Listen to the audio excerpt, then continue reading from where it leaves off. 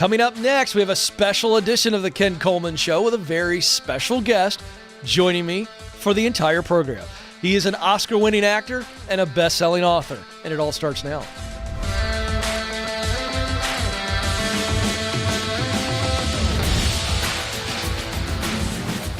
Hey folks, coming to you live from Ramsey Solutions Studios in Nashville, and I'm super excited to introduce our special guest for this special edition of the Ken Coleman Show. My guest is Matthew McConaughey. Now, for those of you movie lovers, Matthew is an Academy Award-winning actor and now a New York Times best-selling author.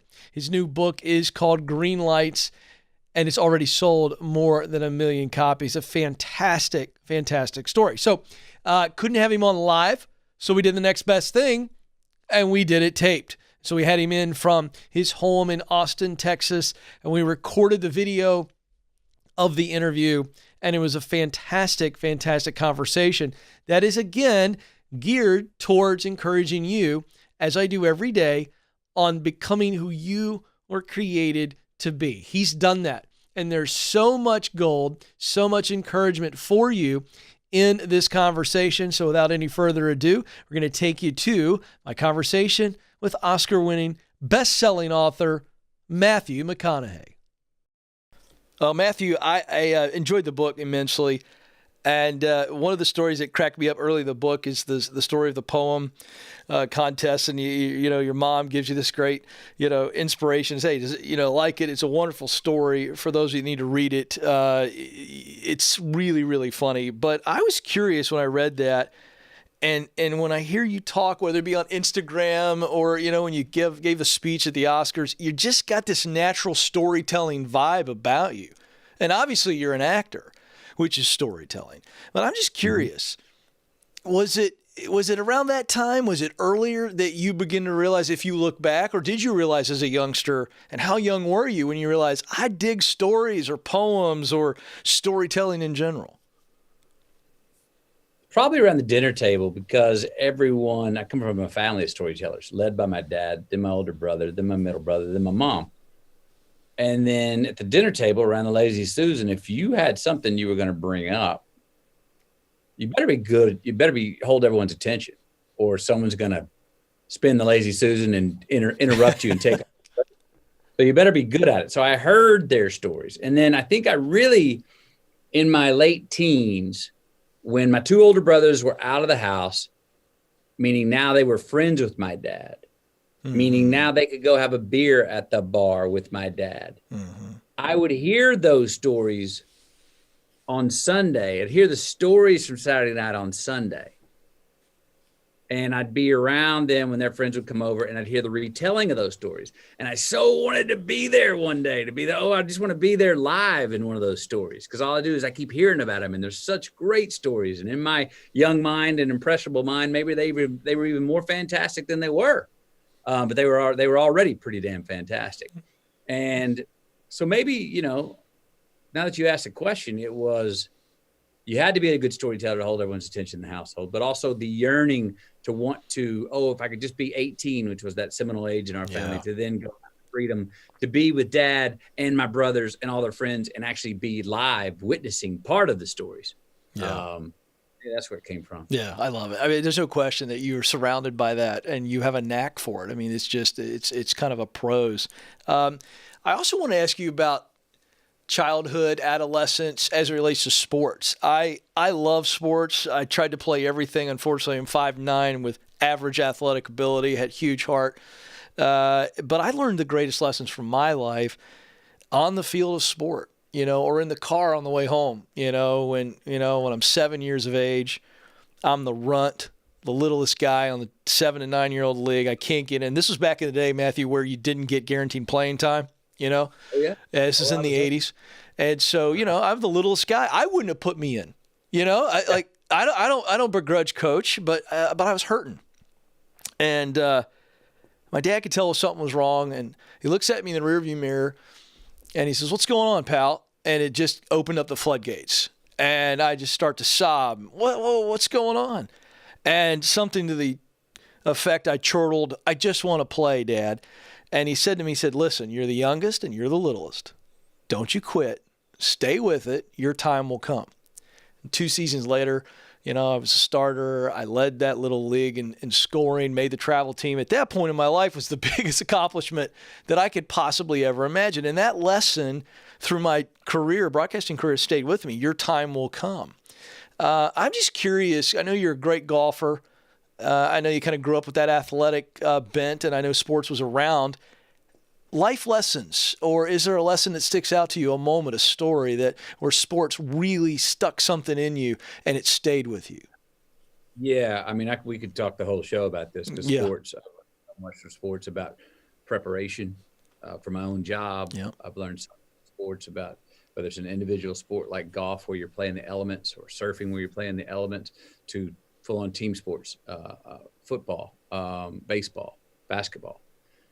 I've also learned that in those sports that are team sports, it's still personal. It still is about the individual, about a collective of individuals doing the best at their job each play in the context of the situation that make the greatest teams.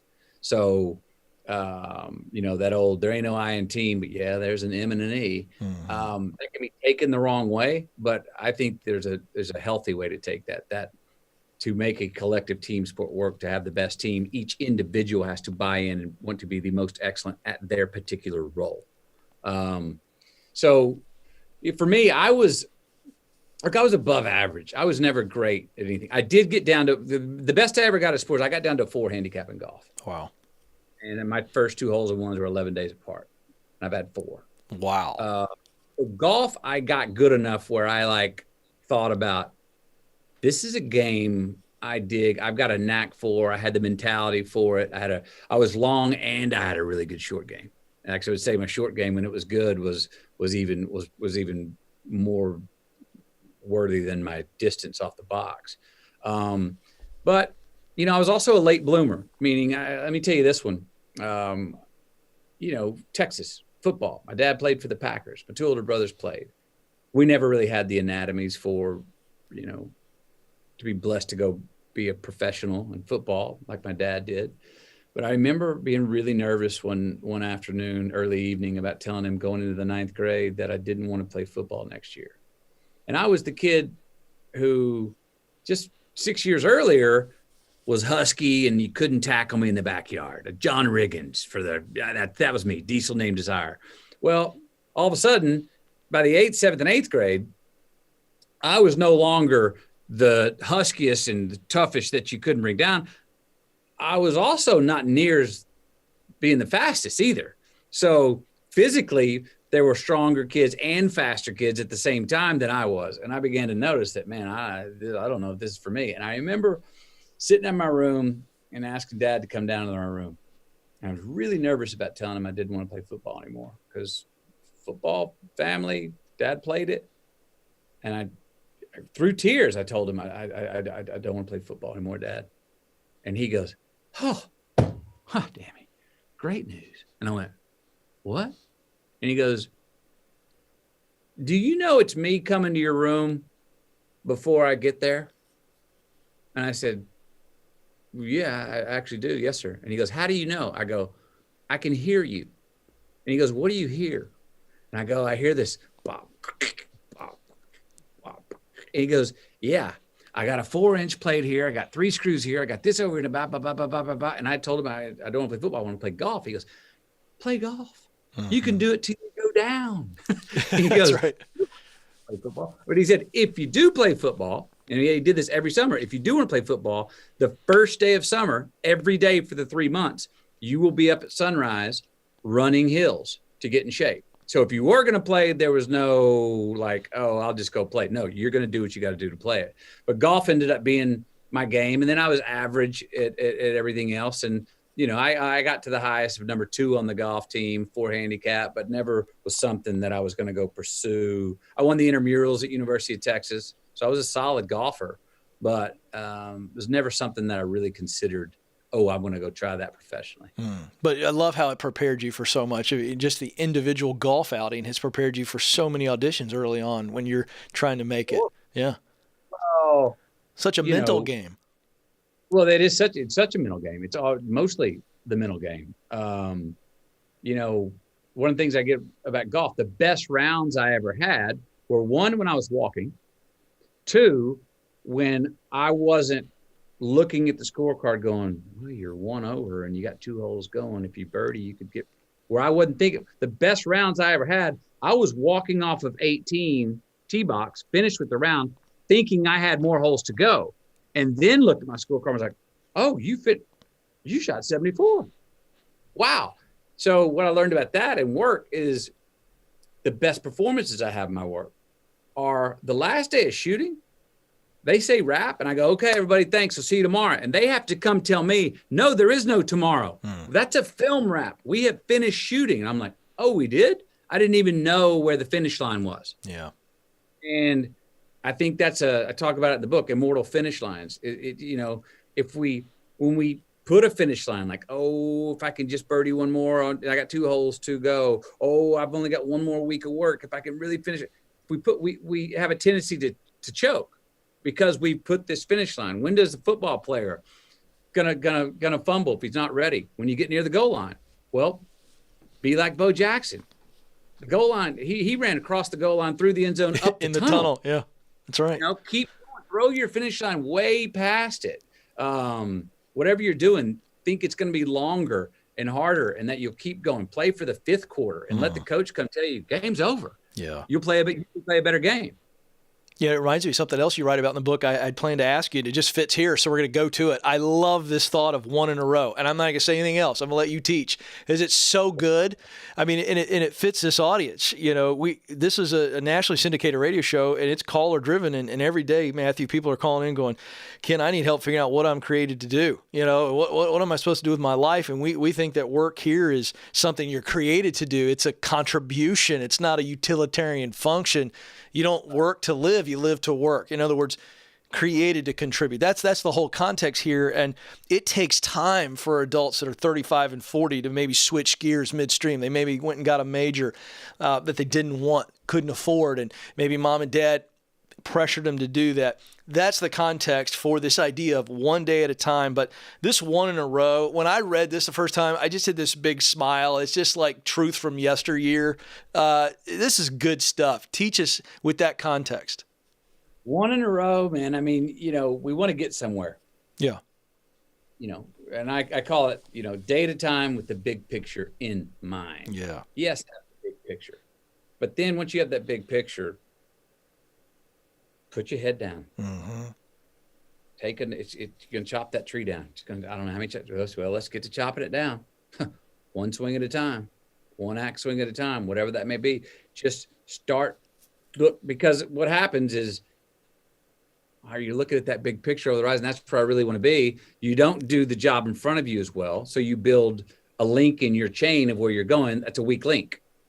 And then you add it. You're looking over there again. You're too obsessed with where it is you want to go that you're not looking down at your feet. You build another weak link, and once you get there, it won't hold. You got to build each link well at 1 in a row, again and again and again. The first and last time is each time.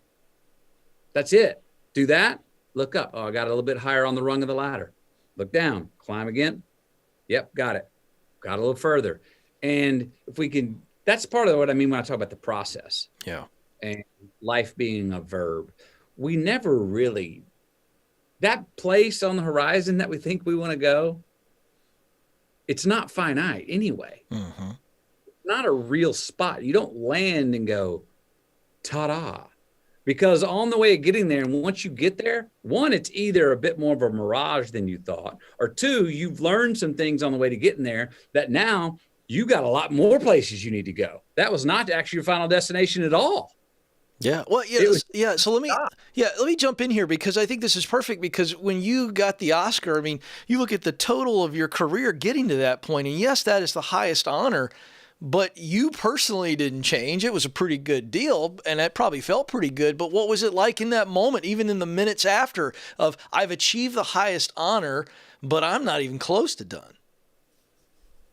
Well, it was great validation that this thing called acting that I had worked on it and become good enough at my craft that it translated as an art that my peers said, we deem this the most excellent work in this category this year. So it was great validation, because that's a long way from where I came when I started 25 years earlier. Yeah. So I felt an evolution in my craft, which felt good. It felt like, oh, I'm getting better. I'm lowering my handicap, so to speak, in my job of that. And it translated, which is a different thing about art and sports. That's what's beautiful about sports. Who wins the 100-yard dash? Who crosses the line first? It's measurable. There's not a discussion. Art's a different thing. It's more subjective. What is deemed the most excellent work? I'd done some work that people said, no, it's not even negotiable. That's great work. That felt good. So, you know, I did let myself enjoy that, enjoy that feeling. I didn't like go hide my Oscar and take it home that night and put it in the basement and go, I didn't win that. Now move on. I gave myself enough time to go, let's enjoy this, man. Yes. It worked. Look at that thing. That means something, man. Way to go. But it, in no way did I say, oh, now I'm defined. Now I did it. It didn't feel like a destination. I did notice some funny things that, like, after I won the Oscar, I could repeat things that I said in the public eye or in an interview that I've said 20 times before, but now it was in bold print. Yeah, of course. Right. And people go, oh my God, that's original. That's amazing. I'm like, I've said that 20 times before. Right. That's right. You just weren't listening. Megaphone. Yeah. You know, my words would go be branded instead of sort of written in pencil. You know what I mean? Yeah. So I noticed that came with some more opportunities and some of influence or power or access to things. But I didn't have any I had less complacency. I was like, because here's what I did in the years leading up to winning that Oscar.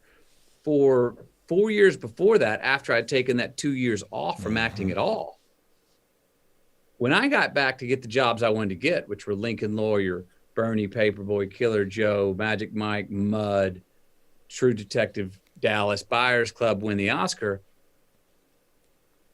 I was less interested in the result than ever before. I was full on head down. I'm going for the experience. What am I going to get out of this? F the bucks, man. Yeah. It was love of the work.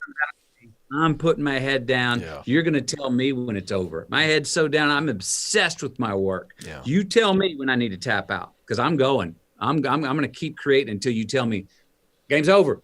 It's over. We wrapped.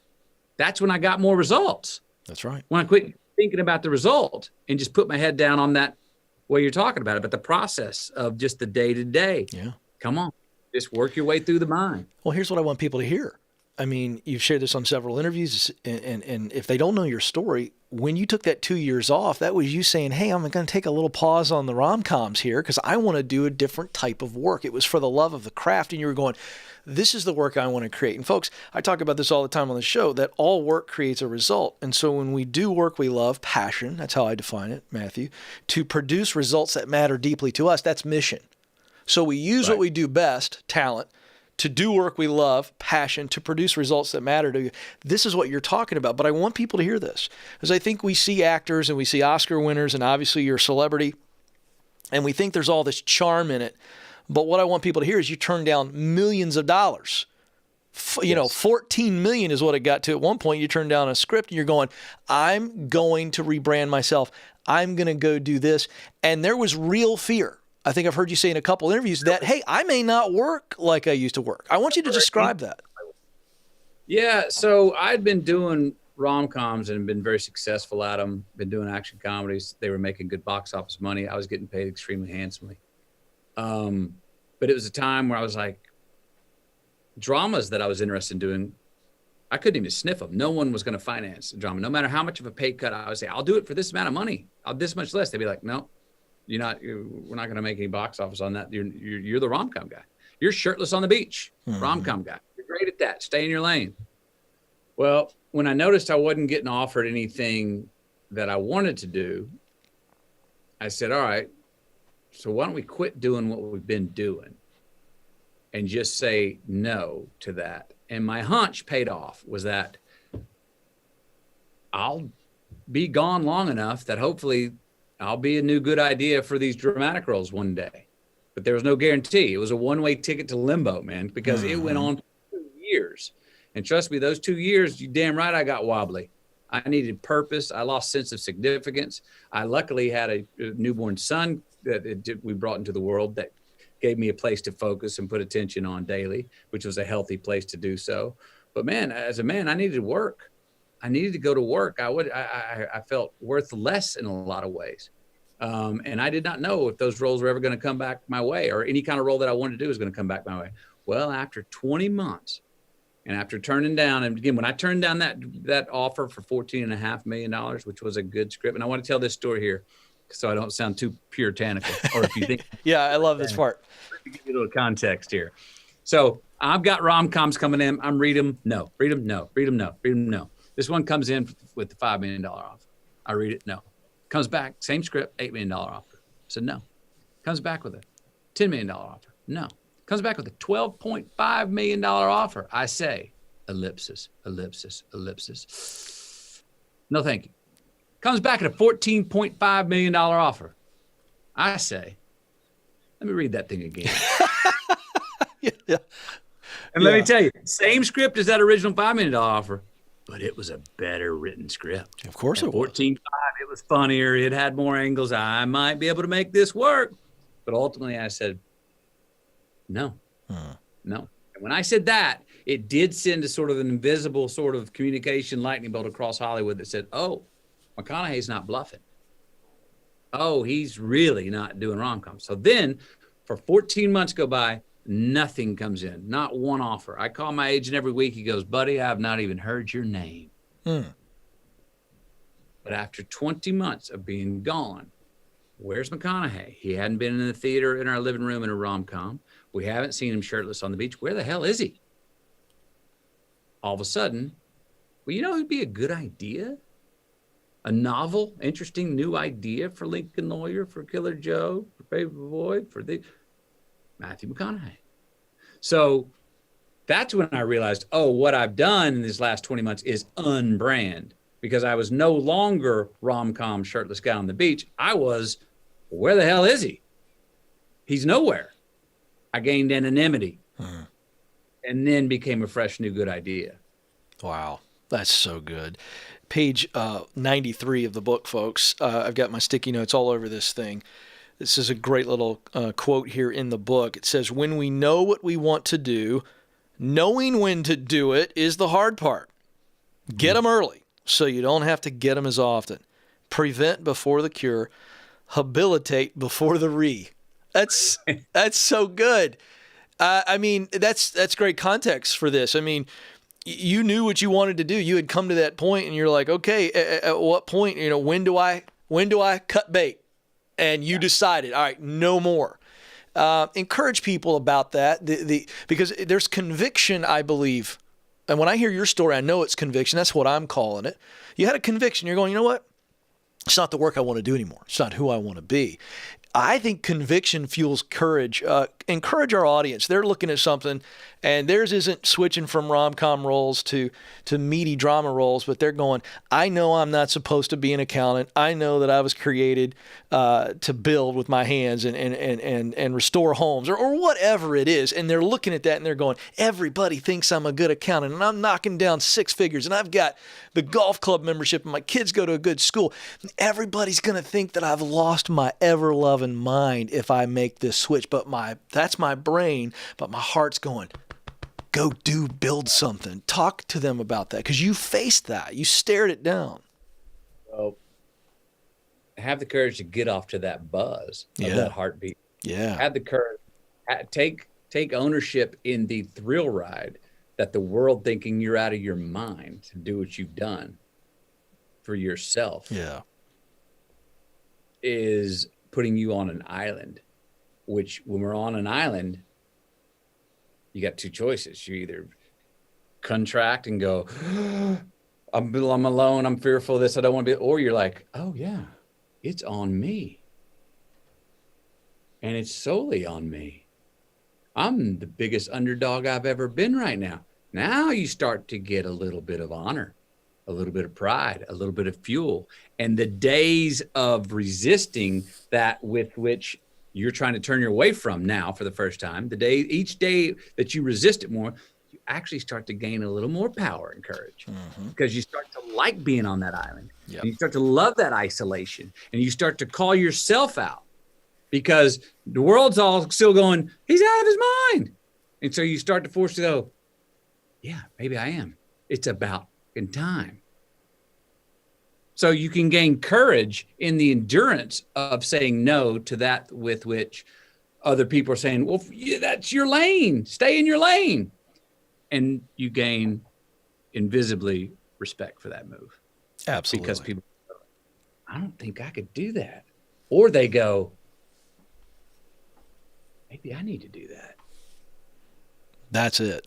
I think people don't chase dreams. They get discouraged by others who don't chase their own, which this leads to another question. It's my favorite story in the book because of the relationship between you and your father. And I think this isn't the average. I think your dad was really unique. And the wind he put beneath your wings in this story, you call your dad. You've been telling him law school, you think it's the track. You call him up, you're nervous about it. Your dad is your dad. I mean, this guy's bigger than life. You tell him, Dad, I'm going to go to film school. And you're bracing. And he says, 3 of the greatest words you could have ever told me. And the way he said them with a little bit of grit in his teeth. Yeah. Says, well, don't half-ass it. Yeah. I went, oh, not only did you give me your blessing, not only did you give me approval, you gave me freedom, privilege. You gave me more than privilege. You gave me freedom. You gave me responsibility. You gave me a kick in the backside. You made me say, go toe the line. All right, we just made a verbal contract. Get it, son. And you know, that don't half-ass it is a good one that I think we could all put in our pocket for a lot of things. Just don't half-ass it. If you're going to do something, you talked about commitment earlier. Commit to it. Even, you know, I write about this in the book. Sometimes when we don't know what to do, it's best to just pick something and commit to it, and it'll reveal whether it was the right choice. Because often, and I've done it myself, I'm not sure A or B, A or B, A or B. And I look up and 5 years later, I'm still measuring A and B. And I'm going like, I never moved. I was a paralysis of analysis by not even just choosing one and trying it out. And sometimes it's not even important the choice we make. It's just make one and commit to it and go find out. You got more time than you think. If that fails, if it doesn't work, come back. Now you know. Come back to the other one with more determination and commitment because you already proved the first way was not the way for you. Or you start off and you end up 5 years later doing something that you didn't even know you loved to do, but you wouldn't have found out unless you committed down that path that looked to be the wrong path.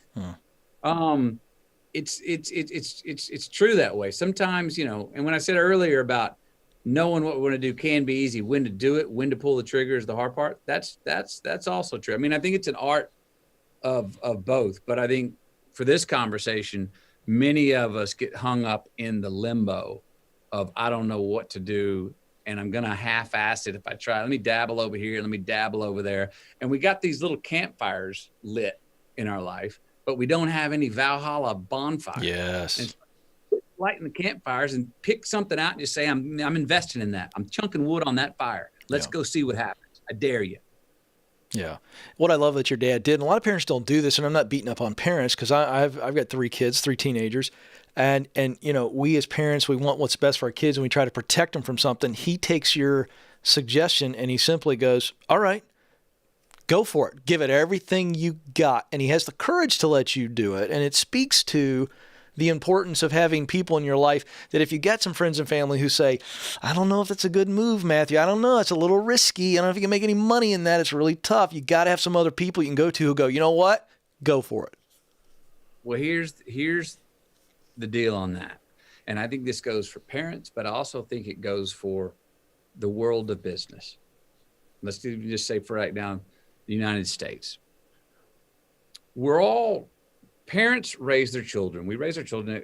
Here's the sidelines, guys. Stay within the lines, learn this, learn to block and tackle. You just work your way up the ladder, evolve a little bit. And if you stay in there, you got a good chance of succeeding to some extent. America, regulations, business, rules, governments, laws. No, stay in lines. There's what you got to do. That moment when I called my father and said I want to go to film school instead of law school, that was the moment that I think every parent really wants to hear their kid say and do. I'm breaking out. I'm going my own way. I'm not asking you permission, Dad, even though I'm asking for your blessing. He heard that in my voice, that I was not wavering. I was not bluffing, that I was asking him, but I really wasn't asking permission. And when he heard that in my voice, in the way that he goes, you sure that's what you want to do? How quickly I said, yes, sir. If I'd have paused and gone, he wouldn't have told me the same reaction, don't half-ass it. He'd have heard me wobbling, but he heard that I was coming up. I wasn't bluffing. I wasn't asking permission, which he heard that in his son's voice. And inside, I think he was going like, yes, now that's my boy. Now I know I did well enough to raise him in a structure that he has the confidence to say, I'm going my own way. Steve Jobs creates the iPhone, private sector. Government, whoa, you can't do that. Hey, watch it. He wasn't asking permission. He goes off. He does it. It works. It becomes a valuable tool in society. All of a sudden, once you do it, the world goes, bravo. That's what we were looking for, a renegade, to go your own way. But the thing is, as a child or an entrepreneur, if you are ready to break out of the so-called structure, you better not be bluffing. Yes. Because the world will put you right back in line if you're bluffing. So don't be coming asking permission when it's time to go your own way, and don't be bluffing. Yes. And commit, I love it. We're about 4 years apart in age, and I remember the first time I became aware of you as an actor. I'm a big Grisham fan, and I remember taking my wife Stacy to see A Time to Kill. Did not know who you were. I was like, who's this young guy? He looks like he's about my age, and this is pretty cool. I love Grisham, so I'm in. And obviously that movie really put you on the map, and the story you share in the book, which I think is one of the greatest teaching stories in the book, in my opinion, is you show up for the audition. There's so much goodness in it. What his mom says to him the day he goes in, but I'm running short on time. But you just got to read it, folks. It's unbelievable. Matthew's mom is a treasure. But you nail the scene. You nail it. And Joel Schumacher, legendary director, says to you, and I'm paraphrasing, he says to you, all right, good job, but now I want you to do that like you were actually making the closing argument. And as you kind of tell it in the book, you're kind of like, okay, I got to gather myself. And the way you kind of tell it is you just got in this zone and you knew the lines, you knew the story, but then you did it as you. And the reason I'm asking you to share this and the powerful lesson that I think Schumacher was teaching you and all of us is we all suffer from this imposter syndrome from time to time. And I just believe God created us all just a little bit unique enough to offer something special to the world. I think Schumacher was going, do it your way. Teach us from that. What was he doing there? Well, so I go in to read the final summation. That was my screen test to try and get the job. And as you said, I did what was scripted, and I did it well. Was it magical? No, but it was good, solid. He goes, good job. Now chunk the script away, forget the words. What would Matthew say? And I got into a zone, thought about, I wasn't a father yet, but thought about what if that was my daughter, what if that was my sister, what if that was my mom. And then I just started saying things that no lawyer would say. I was cussing and drawing vivid pictures verbally that wouldn't be allowed in court. But it got me to a place emotionally that he saw what it meant to me, how I'd feel if as a father, that was my daughter. How would you feel? That was your daughter if she was white, he saw how I felt. So I got there. That's what he wanted to really see is I don't need you to connect the dots with what's on the page. I want to see who you are. What kind of young man you are, how you feel about life, how you think about the loss of life, someone's wrongful loss of their own virginity. So he saw my heart come out. It was like, get rid of the head. It was like it was my heart coming out, how I felt about it. And as I said, everything I said wouldn't have been allowed in court, but he saw, that's when he goes, if I remember correctly, he stopped me in the middle. Like, that's enough, cut, that's enough. And I was sweating and snarling and in it. I could have kept going for another 30 minutes. And he goes, great, no more. That's what I need to see. Wow. And he showed that to John Grisham and his wife. And that's what got me the role. And another thing Joel Schumacher did, this is my first lead role. All right. I'm, as they say, not carrying the movie, but I'm the lead. I mean, if my role doesn't work, the movie doesn't work. I'm the lead. Every single time I might start getting a little bit heady about, well, I don't know about it. He'd just come over and put two hands on my shoulders and go, Matthew, you are Jake. That's why I cast you.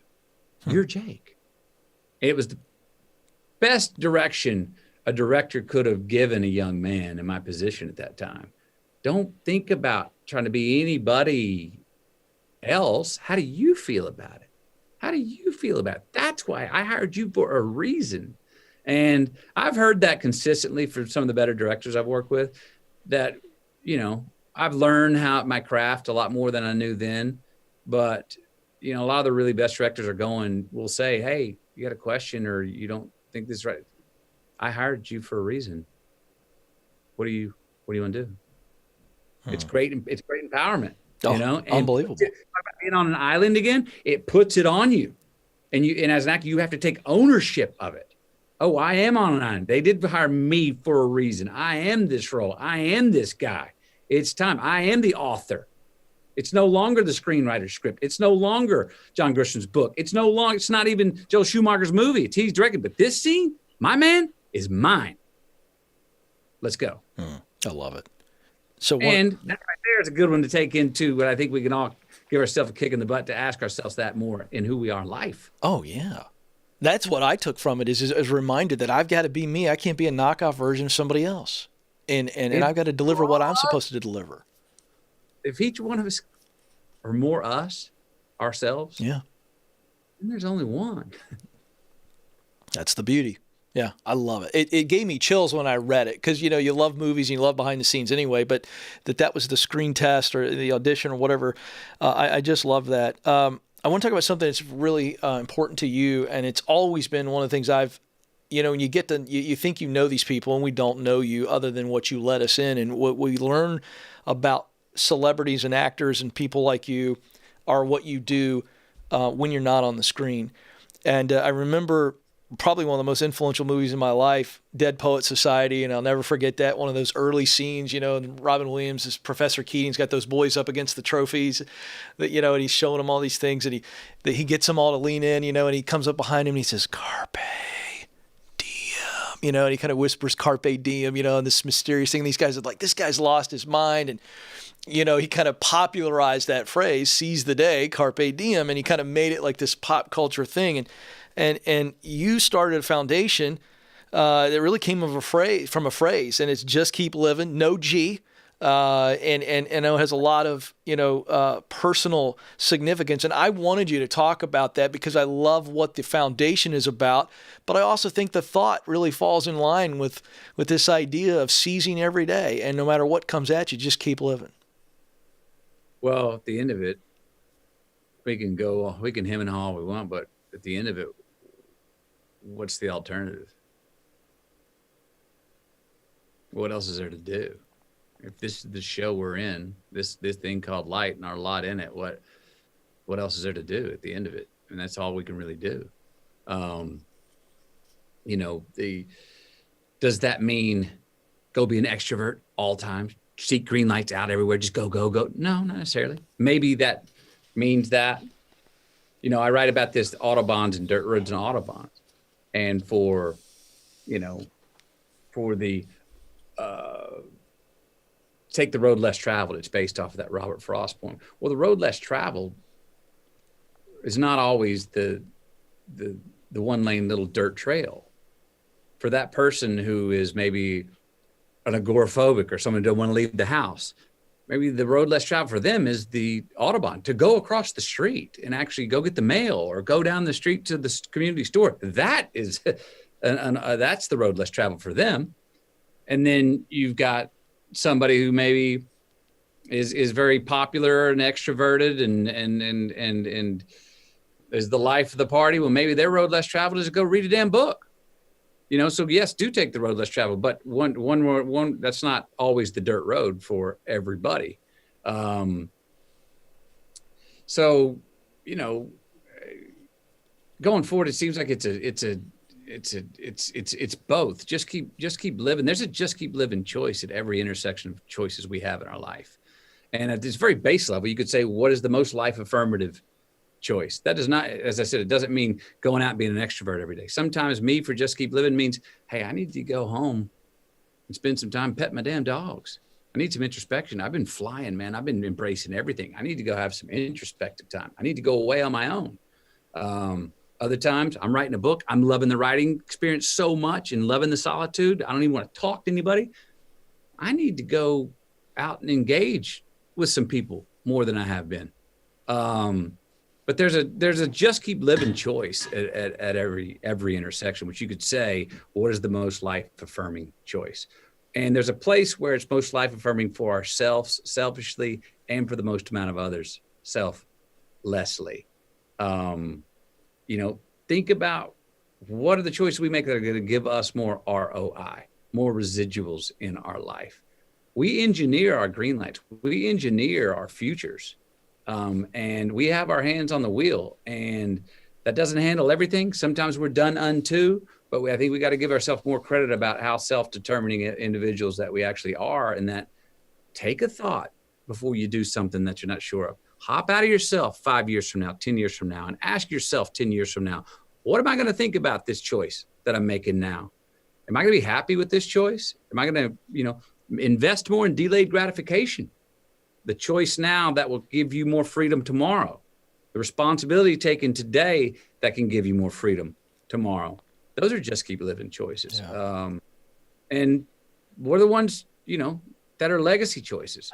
What are the choices we can make that are not only going to shine a solar powered green light in our future in this life, but for our kids and their kids and their kids? How far forward can we project? And it's a good practice, I believe, for all of us to try as much as we can. Yeah. It's so good. I'm going to let you go, but I've got to ask, when you read this book, you've been doing a ton of interviews. I'm so grateful for your time. It just makes me wonder, is this book and the thoughts and this kind of different offering that we're seeing of Matthew McConaughey, is it greenlighting a different perspective, a different avenue for you in the future? You're still a young man. I think it is. I think it's opening up, new avenues for me. One of the reasons I wanted to write this book is because, look, as an actor, I go in, I do someone else's script, directed by someone else, lensed through a camera by someone else, and edited by someone else. So there's 4 filters from my raw expression before it gets to you on a screen. The book is 1 filter. I'm directing it. I edit it. It's my stories. It's on a page, though, so you're reading it. This live is no filters. You know what I mean? Stand up, for instance, is no filters. A leadership role in the future for me, which I am interested in, is no filters. That's what character am I going to be in the big show? The one we're all in called Life. That's the character I'm more interested in now, going, you don't need to go be in front of a camera and get it recorded. The hands of time are recording it. Who are we live today where the cameras started rolling for you November the 4th, 1969, Matthew, and it'll stop rolling and cut will be called The Day You Die. I think that's the avenues that I'm looking at now, and the character that I'm looking at playing, in one that would be, I would say, hopefully more myself than any character. Well, go play it in life. I want to affirm you and encourage you. I think you've got a spirit. I love your work. Always have. You always seem like the dude that, the one actor on screen that you might want to hang out with actually on the golf course and have a stogie and a beer. But I love your spirit more, and I think that's coming out in all these interviews. And as this book has been written, it's really beautiful. One fun thing I got to tell you, I would be remiss. I've got to give my wife a hard time. We've been married almost 23 years, and the totality of our marriage, she has always called you Matthew McConaughey. So there you go. Matthew McConaughey. Hey. So Mrs. Coleman, yeah, she's a big fan, and I am as well. The book is Green Lights. There's so much in it. It's really encouraging. This is not your celebrity biography. There's so much grit and glory. And again, it's a love story for life, as you say in the book, a love letter to life, rather. Matthew, thank you, man. I appreciate it. I know you got a million things to be doing. I know the dog needs some attention, and so I got to let you go on that. But thanks, man, for hanging with us. Absolutely. I appreciate it anytime, and I look forward to the next time. All right, brother. Appreciate it.